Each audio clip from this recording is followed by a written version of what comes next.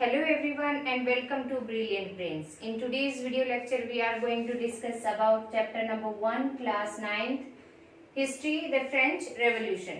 इससे पहले के वीडियो लेक्चर में हमने पढ़ा कि राजा को जो ट्रेजरी एम्प्टी मिली थी उसके रीजंस क्या थे। वो क्या था कि long years of wars, maintenance of the extravagant court, डेप्ट जो अमेरिकन कॉलोनी को उसकी 13 कॉलोनीज को उसको ब्रिटेन से आजाद कराने के लिए वॉर था, उसको सपोर्ट देना। तो इन सब की कंक्लूजन में राजा ने क्या किया था, टैक्सेस इंक्रीज कर दिए थे, ठीक है। और उससे कौन परेशान हो रहा था, only the third section of the society.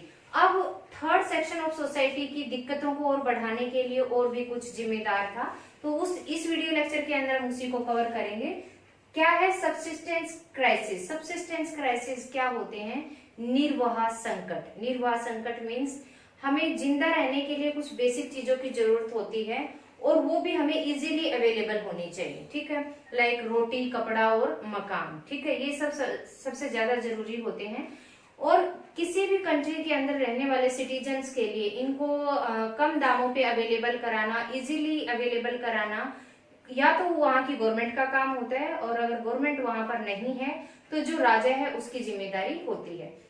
आपने देखा कि राजा फेल हो रहा था क्योंकि उसके पास ट्रेजरी नहीं थी अपनी रिस्पॉन्सिबिलिटीज को फुलफिल करने में। अब और क्या दिक्कतें हुई, जो थर्ड सेक्शन की दिक्कतें और भी बढ़ गई। तो क्या होता है, द स्ट्रगल टू सर्वाइव। जिंदा रहने के लिए वो पहले ही संघर्ष कर रहे थे कि जितना होता था उनके पास वो टैक्स के रूप में उसका 1/10 तो चर्च को देना पड़ता था और कुछ हिस्सा टैक्स का उन्हें वो फिक्स नहीं होता था, वो कम ज्यादा होता रहता था जो डायरेक्ट स्टेट को पे करना पड़ता था, दैट इज टैक्स, ठीक है। अब यहाँ क्या था कि पॉपुलेशन भी सोसाइटी के अंदर डे बाय डे इंक्रीज हो रही थी। यहाँ पे क्या कहता है कि 23 मिलियन थी इन 1715। 1715 के अंदर 23 मिलियन थी, वहीं 1789 में when the outbreak was happened of revolution in France 28 million हो गई थी। तो पॉपुलेशन बहुत ज्यादा ऑब्वियसली इंक्रीज हो गई। तो कहीं भी आप देखेंगे ना, कभी भी हिस्ट्री को उठा के या प्रेजेंट टाइम में भी पॉपुलेशन जो इंक्रीज होती है वो थर्ड सेक्शन ऑफ सोसाइटी में ही इंक्रीज होती है, क्योंकि वहां का एक बहुत बड़ा पोर्शन पॉवर्टी के अंदर होता है, सिंपली अनएजुकेटेड भी होता है, थोड़ा सा अवेयरनेस कम होती है, तो ये चीजें रिस्पॉन्सिबल रहती हैं। तो same thing was happening in France society और 1789 तक वहां की पॉपुलेशन 28 मिलियन हो गई। अब पॉपुलेशन इंक्रीज होगी, ओब्वियसली फूड ग्रेन्स के लिए डिमांड इंक्रीज होगी। फूड ग्रेन्स क्या, अनाज जो भी कुछ खाया जाता है, दालें, रोटियां। लेकिन फ्रांस सोसाइटी के अंदर जैसे हम अपने यहाँ रोटी ज्यादा खाते हैं, चपाती ज्यादा खाते हैं, वहां पे ब्रेड को ज्यादा अहमियत दी जाती है, वो उनका स्टेपल फूड माना जाता है, ठीक है। तो फूड ग्रेन्स के लिए डिमांड इंक्रीज हुई पॉपुलेशन के साथ ही। लेकिन क्या था, प्रोडक्शन किसके ऊपर डिपेंड होता था, मेनली क्लाइमेटिक कंडीशंस के ऊपर, और उसमें से भी तय था कि 1/10 चर्च को देना है और जो कोर्ट के द्वारा, स्टेट के द्वारा तय किया जाएगा वो टैक्स स्टेट को पे कर देना है डायरेक्ट। तो क्या था, प्रोडक्शन इतनी नहीं हो पाती थी जितनी डिमांड इंक्रीज हो रही थी, ठीक है। फूड ग्रेन्स के लिए डिमांड इंक्रीज हुई, उतनी प्रोडक्शन नहीं हो पाती थी, तो डिमांड और प्रोडक्शन आपस में कम्पीट नहीं कर पा रहे थे। डिमांड ज्यादा थी, प्रोडक्शन कम थी। तो जब किसी भी चीज की डिमांड ज्यादा होती है और प्रोडक्शन कम होता है ना, तो उसके अंदर उस चीज की कीमतें बढ़ने लग जाती हैं, ठीक है। लाइक आज के टाइम की अगर हम बात करें तो सैनिटाइजर की बात ले लेते हैं। कोरोना वायरस का टाइम चला हुआ है, तो अवेलेबल मार्केट में क्या होगी, डिमांड बढ़ रही है सैनिटाइजर की, लेकिन शॉर्टेज हो रही है।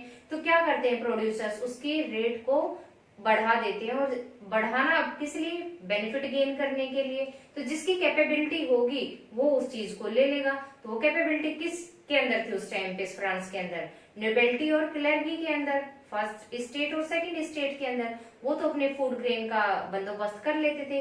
थर्ड स्टेट के अंदर फिर वही खींचातानी, दंगे फसाद का सीन, वो चीज ले लेते और कीमतें बढ़ जाती हैं। कीमतें बढ़ती हैं तो वो उसको पे नहीं कर पाते। क्यों, क्योंकि वेजेस वर फिक्स्ड। किसके, मेनली क्या थे, small peasants, labourer, landless labourer, वही लोग थे या सर्वेंट्स थे, उनके जो इनकम थी मीन्स टू से मंथली पे थी वो तो फिक्स थी, लेकिन ब्रेड की कीमत क्या हो रही थी, इंक्रीज होती जा रही थी, जिसकी वजह से उनके अंदर असंतोष की भावना भी भड़क रही थी कि राजा मेंटेनेंस के लिए, बैलेंस बनाने के लिए कुछ क्यों नहीं कर पा रहा है, ठीक है। अब क्या था, ये तो पॉपुलेशन की वजह से हुआ कि फूड ग्रेन्स की डिमांड बढ़ी, प्रोडक्शन सेम रही। अब प्रोडक्शन के ऊपर एक दूसरा फैक्टर भी अपना इफेक्ट डाल रहा था, वो क्या था? Climatic crisis. क्लाइमेटिक क्राइसिस क्या थी? मैंने आपको पहले भी बताया कि टेक्नोलॉजी बहुत एडवांस लेवल पर नहीं आई थी उस टाइम पे, तो क्रॉप्स की प्रोडक्शन मेनली किस चीज के ऊपर डिपेंड करती थी?